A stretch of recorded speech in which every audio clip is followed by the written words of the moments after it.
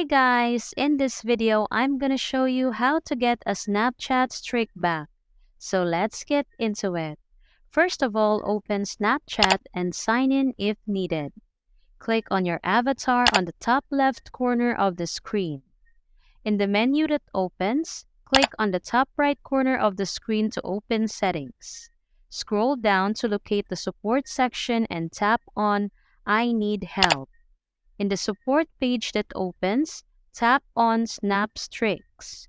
Locate the hyperlink that reads, "If you feel there was an error, please let us know," and tap on it. In the section that opens, select I lost my Snap Streak. Thereafter, Snapchat will open a form that requires basic details like username, email address, mobile number, device on which Snapchat is installed, friend's username, and more. Fill out all the details correctly. Include as much information as possible. Hit send to submit your form.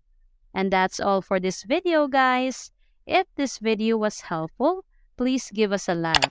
And don't forget to subscribe to our channel so you don't miss out our new uploads.